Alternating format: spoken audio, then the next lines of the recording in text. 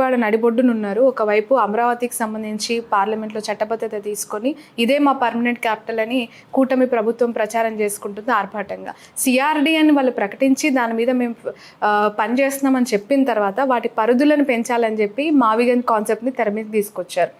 అసలు దీన్ని ఎలా చూడాలి? ఒకటి, జగన్మోహన్ రెడ్డి గారు వాస్తవాలు మాట్లాడతారు. వాస్తవాలు మాట్లాడినప్పుడు కొంచెం చేదుగా ఉంటాయి జనాలకి. ఇప్పుడు కోవిడ్ వచ్చినప్పుడు జగన్మోహన్ రెడ్డి గారు ఏం చెప్తారు? ఆ రోజు పారాసెటమాల్ వేసుకుంటే కానీ పారాసెటమాల్ వేసుకోవడం తప్ప దాని వేరే వైద్యం లేదని చెప్పన్నారు. అప్పుడు ప్రతి ఒక్కరు ఇదే ట్రోల్ చేశారు. మీరు కూడా చూసుంటారు కూడా, ఇదే ట్రోల్ చేశారు. కానీ అది వాస్తవమైంది కదా ఆ రోజు. ఈరోజు కూడా మావిగన్ అనేది జగన్మోహన్ రెడ్డి గారు చాలా ముందు చూపుతో ఇప్పటి తరాలలో కూడా రాజధాని అందుబాటులో ఉండాలి, ఇప్పటి ప్రజలు కూడా చూడాలని చెప్పి ఒక మంచి ఉద్దేశంతో గుంటూరుని, విజయవాడని, మచిలీపట్నాన్ని ఇవన్నీ కలిపే విధంగా ఏదైతే హైవే 110 కిలోమీటర్ స్ట్రెచ్ ఉందో ఆ స్ట్రెచ్లో కనుక మీరు చేయగలిగితే, ఎందుకంటే మచిలీపట్నం పోర్ట్ అనేది చాలా ఎప్పటి నుంచో ప్రజల కోరిక, మచిలీపట్నం పోర్ట్ కావాలనేది.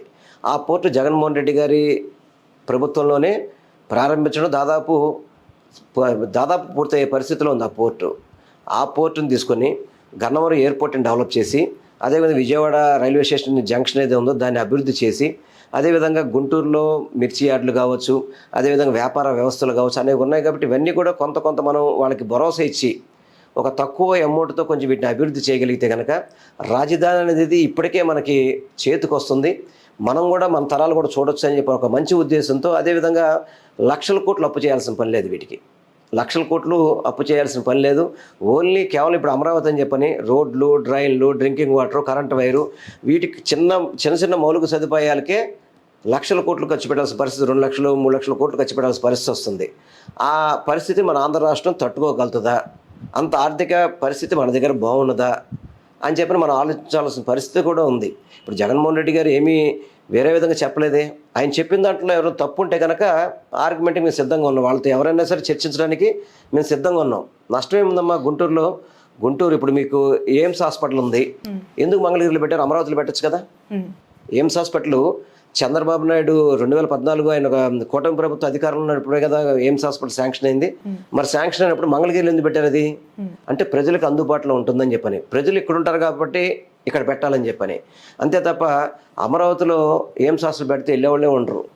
అందుకని మనం కూడా ప్రాక్టికాలిటీ ఆలోచించడం. మేము అధికారంలోకి వస్తే మేము మార్చుకోలేమా అనే క్రమంలో మీ పార్టీ అధినేత చేసిన వ్యాఖ్యలు ఏవైతే ఉన్నాయో మళ్ళీ చర్చకు వచ్చాయి. ఎందుకనంటే ఇప్పుడు చట్టబద్ధత అనే అంశం పార్లమెంట్ పరిధిలో సెంట్రల్ గవర్నమెంట్ సపోర్ట్తోనే జరిగింది. సెంట్రల్ గవర్నమెంట్ సపోర్ట్ లేకుండా, కేంద్రంలో ఉన్న పార్టీ మద్దతు లేకుండా మావిగన్ ప్రపోజల్ అనేది సక్సెస్ అవుతుందని భావించాలంటే మీ ధైర్యం ఏంటి? ఒకటమ్మా, ఈరోజు అమరావతికి కేంద్రం ఏం సపరేట్గా నిధులు ఇచ్చింది? ఏమన్నా అమరావతికి ఈ కూటమి ప్రభుత్వం చంద్రబాబు నాయుడు వాళ్ళదే కదా కేంద్రంలో ఉంది, దానికి ప్రత్యేకంగా నిధులు ఏమైనా తేగలిగారా? కేంద్రం నుంచి ఏమైనా మద్దతు ఉంది? ఇక్కడికి ఏమన్నా అప్పులు తీసుకొస్తారు తప్ప మీరు ఏది శాంక్షన్లు తీసుకురావట్లేదు, డబ్బులు తీసుకురావట్లేదు. రెండోది, సరే మార్చగలుగుతామా అని చెప్తే వాస్తవికాలు చెప్పారు జగన్మోహన్ రెడ్డి గారు. రాజ్యాంగమే అనేకసార్లు మార్పులు జరిగింది. అంటే ఈ అమరావతిని మీ చట్టం మార్పు చేయాలని చెప్పాలా? మీరు అడిగిన ఉదాహరణలు చెప్పారు. ఇప్పుడు రాజ్యాంగమే అనేకసార్లు మార్పులు చేశారు. అసలు వాస్తవంగా చెప్పాలంటే రాజధాని అనే దానికి చట్టబద్ధత అవసరమా? అంటే కేంద్రంలో ఇతర రాజధానులకు ఎప్పుడైనా కానీ చట్టం చేశారా? మన కోసమే చట్టం ఎందుకు చేయాల్సి వస్తుంది? వీళ్ళు కేవలం ప్రజల్ని మోసం చేయడానికి. అంటే ఇక్కడ రైతులు ఎవరైతే ఉచితంగా మన ల్యాండ్ పుల్లింగ్కి మన ల్యాండ్స్ ఇచ్చారో ఆ రైతులను మోసం చేయడానికి, ప్రజల్ని మబ్బు పెట్టడానికి, ఆంధ్ర రాష్ట్ర ప్రజల్ని మోసం చేయడానికి తప్ప ఇందులో చట్టబద్ధత అనేది అవసరం లేదు. ఇప్పుడు ఎక్కడ ముఖ్యమంత్రి ఉండి పరిపాలన చేసుకుంటే అక్కడే రాజధాని అవుతుంది. అంతే తప్ప అమరావతిని మేము ఇక్కడి నుంచి ఫిక్స్ చేసేసాం, దాన్ని బిగిచ్చేసాం, ఎక్కడికి తీసుకెళ్ళాం, ఎవరు కూడా ఏ ల్యాండ్ కూడా ఎక్కడికి తీసుకెళ్లే పరిస్థితి లేదు. జగన్మోహన్ రెడ్డి గారు కానీ మా ప్రతిపక్ష పార్టీకి మేము చెప్పే సలహా ఏంటంటే, రాష్ట్ర ప్రభుత్వం మేలు కోసమే చెప్తున్నాం. మీరు ఇప్పటికే 47,000 నుంచి 40,000 నుంచి 50,000 కోట్ల పైన అప్పు చేసి ఈరోజు రోడ్ల నిర్మాణాలకి, డ్రైన్స్కి, వాటన్నిటికీ కూడా మీరు డబ్బులు వెచ్చిస్తున్నారు. ఈ డబ్బులను ఎవరు కట్టాలి? మళ్ళీ ఈ డబ్బులు ఎవరు కట్టాలి? మన తల మీదే కదా భారం పడేది. ఆ భారం తగ్గించుకొని ఏదైతే హైవేస్ పక్కన ఇప్పుడు ఏపీఐసిఎస్ బిల్డింగు, తర్వాత డీజీపీ ఆఫీసు, ఇవన్నీ కూడా హైవే మీద ఎలా కట్టారు, అలాగే హెచ్ఓడీలు, సెక్రటరియట్, అదేవిధంగా సచివాలయాలు, అదేవిధంగా హైకోర్టులు ఇవన్నీ కట్టుకుంటూ వెళ్తే అది న్యాచురల్గా గ్రో అయిపోద్ది. మీరు ఈరోజు కనకదుర్గ వారి నుంచి గుంటూరు వెళ్తున్నప్పుడు మీకు హైరేజ్ అపార్ట్మెంట్స్ బోల్డ్ కనబడతాయి. ఎందుకు కనపడుతున్నాయి? ఆల్రెడీ అక్కడ ప్రజల యాక్సెస్ ఉంది.